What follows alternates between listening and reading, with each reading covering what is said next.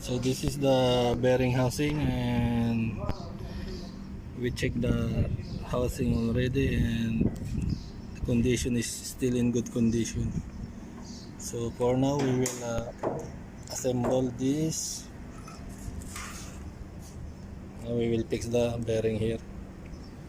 This is the drive side, and this side is for the non-drive, and this is our the bearing. Okay. Now we fix already the drive side bearing, and we use the pipe only to fix this. And we use this pipe, and this bearing is slight fit only, so we can not a little bit, not more hammering, just gradually only. So okay, see now, this is the bearing now. Okay, next is for the non-drive side. We will fix the non-drive side bearing. Okay, now this is the non-drive side, so we will fix this bearing. Okay, so we put a little bit grease to make it easy.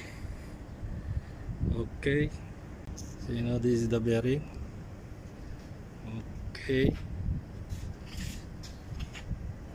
and we will use the pipe here.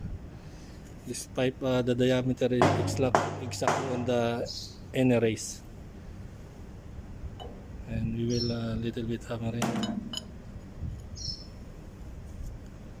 Okay guys, just wait. So now we fix already the non-drive bearing, and after this we will assemble in bearing housing, non-drive and drive side. Okay, now we set it already the bearing in drive side bearing housing. See, the bearing is seated already there. In turn, it's okay.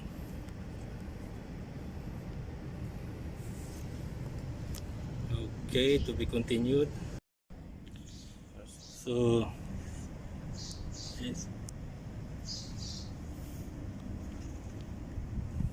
before we assemble the non-drive and drive side bearing, so we will make it sure that the winding resistance is in good condition. So our electrical engineer, they will do the test.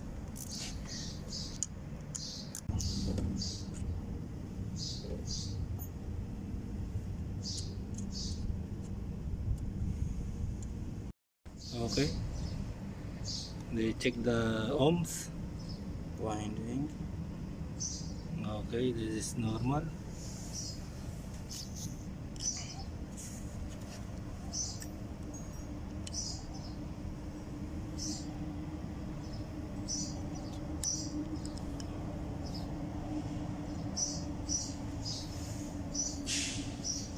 The reading.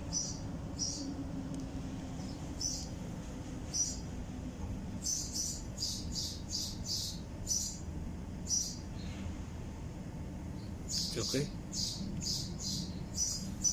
so that's it. This is to check the no, it's okay. So this is how we check the winding resistance. Yeah. So now we fix these three Allen bolts, 1 2 3, to hold this, what do you call, at the back of the bearing. So that is very important. Don't forget before install the rotor here. Okay guys, they insert the rotor, and one day is holding there at the back. They will check the display. Aywa. Rated properly.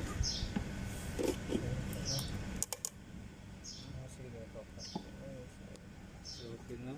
Then we fix the 4 bolt. And after that, this side. This is the non-drive side bearing. Okay. And we will fix this is the housing, non-drive side.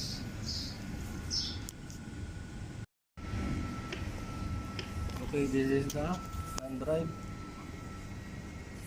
housing. So we will place one here. Okay.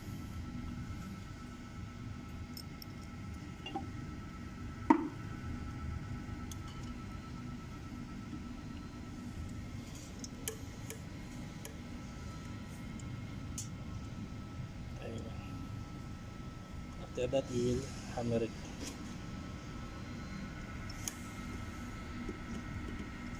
So this is the right side now. We will retighten this one, tighten all bolts. Little bit hammering here, and that's it. Okay. So this is the pan fixed already. Bearing housing, non-drive. This is the marking before. And now it's okay.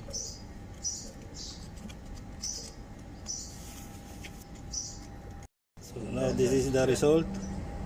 Fixed already here. Here. This is the result. ABB.